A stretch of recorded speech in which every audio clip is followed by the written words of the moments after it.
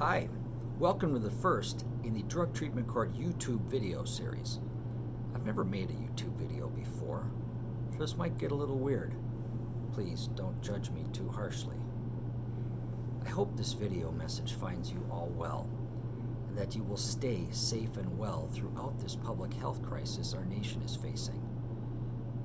Many changes have been imposed upon our ability to conduct the normal operations of our Drug Treatment Court program. Some counties have put their treatment court programs on hold completely. We are not discontinuing our drug treatment court program in Waukesha County.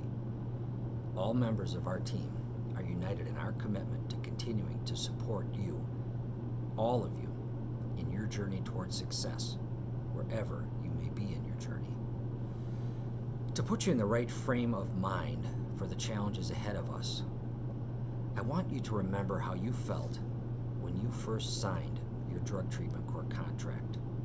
You might have been apprehensive and uncertain, but I'm sure that there was a sense of hope and optimism that better times were ahead of you. In that sense of hope, you made a commitment to yourself and the people you care about to give this an honest try and to make the changes that will bring happiness and a sense of self-worth that perhaps you had not felt in a long time. I want you to keep that hope and optimism in your hearts and minds now more than ever. We are entering some challenging times. Unfortunately, due to the mandates that have been imposed on our team, we have temporarily lost many of the tools that we've been using to keep you safe and healthy. Some of the challenges we face include dramatic reductions in the availability of self-help meetings, suspension of most community service opportunities, elimination of preliminary breath testing at the Sheriff's Department and local law enforcement agencies. Most concerning, we face severe limitations on our ability to conduct drug and alcohol testing at WCS. These things have been put in place to address the spread of the coronavirus, but the reality is that they put your safety and well-being at risk. We are very concerned about these changes, but it makes no sense to whine about them. Rather, we are working proactively to try to adapt to them and to keep our program as effective as possible. But we're going to need your help. Each of you needs now, more than ever, to make a commitment to work harder to be successful. We'll need to count on your honesty more than ever. And we need to count on you to make responsible decisions relating to your own health and the health of everyone on the team who is working with you. I have to begin with a disclaimer that things are changing rapidly. And what I am announcing now is based on what we know now. Things may have to be modified going forward.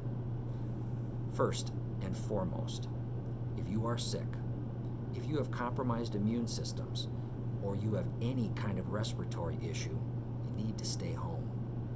Please call your case manager to advise them of your circumstances as soon as possible. It will be up to your case manager to determine whether a medical excuse will be required, but we're going to have a lot more flexibility right now if people aren't feeling well. If you are sick, you should not be going anywhere that is not absolutely necessary. Show some love and respect for your fellow human beings by avoiding getting them sick. All of us need to wash our hands, cover our coughs and sneezes, and maintain social distancing. Second, more than ever, we need to have regular confirmation that you are okay. So you must continue to call the testing line by 12 o'clock noon every single day. If you are directed to test, then you must contact your case manager as soon as possible to get further instruction. Third, we will be continuing to severely limit the number of people who will be in the courtroom every Wednesday. Some on the sanctions list will still be required to appear in court. Your case manager will advise you that you need to appear in person if that's the case, and we will be taking steps for those in the courtroom to maintain social distancing, and we'll keep things as clean as possible to keep you safe when you are in court. We handled the vast majority of appearances on March 18, by phone. Starting March 25th, we plan to be utilizing a free app called Zoom, which will facilitate video conferencing for all of you. All of you need to download the free Zoom app, which will enable us to have all of you appear via video conference. The Zoom app will enable each of you to view the court proceedings on your own phone. You will keep your phones on mute until it's your turn to appear. At that point, the participant whose case is called will unmute their phone, and we will see you on the huge screen. So try to look your best. Otherwise, those on the line will still be able to monitor the proceedings.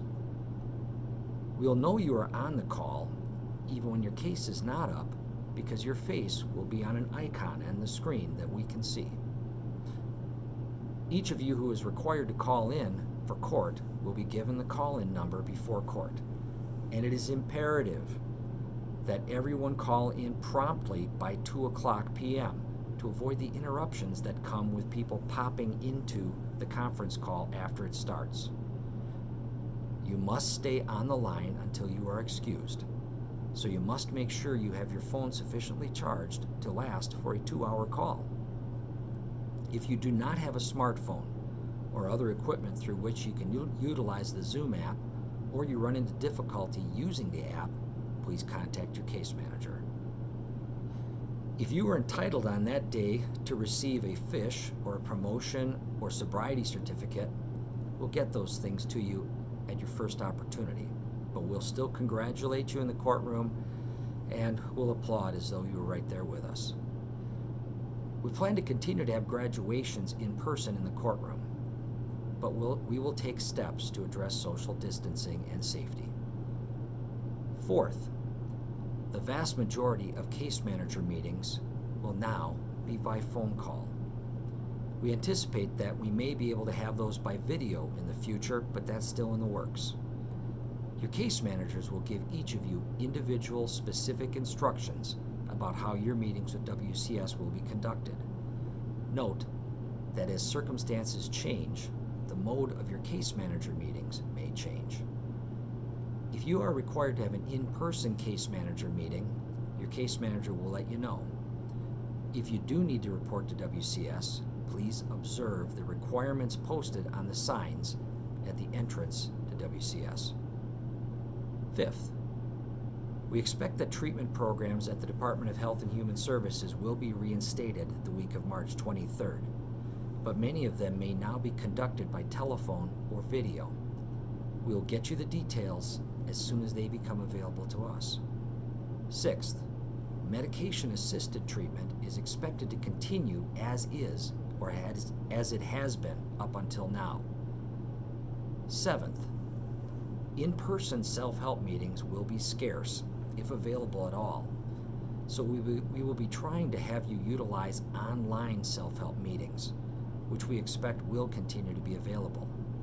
Your case managers will provide you more information as it becomes available to us. Eighth, we will be temporarily discontinuing the use of community service as a sanction. And those of you who have outstanding community service obligations will be temporarily relieved of that obligation. You will still owe us that community service, but we will address that once things return to normal.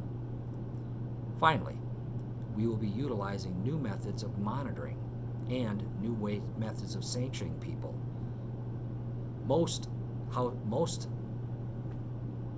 They will include more use of house arrest with or without GPS, more use of scram, adding time to the phases you're in or to your graduation eligibility.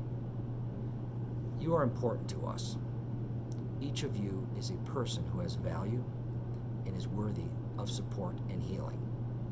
We care about each and every one of you, and right now, we are worried about how these changes might affect your safety. We will be adjusting procedures as necessary and will always be focused on the well-being of everyone involved.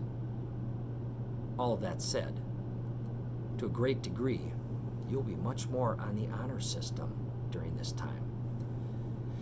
We're going to have to place more trust in your honesty with us, And we will be counting on you to act with integrity in your interactions with us. As such, all of us on the staffing team, and particularly I, will have far less tolerance for dishonesty. The consequences for dishonesty will be firmer. We'll also utilize quicker and more progressive responses when participants are not meeting the temporarily reduced standards. Now, most important of all, the rewards for honesty will be greater. If we all remember the hope for redemption and healing that brought all of you to this program, I believe together we can weather this storm and get all of us through this safely. If you have questions, as always, consult with your case manager or ask about it during your next court appearance. I love questions. Take care of yourselves, and I pray you will all be safe until things return to normal. Take care. God bless.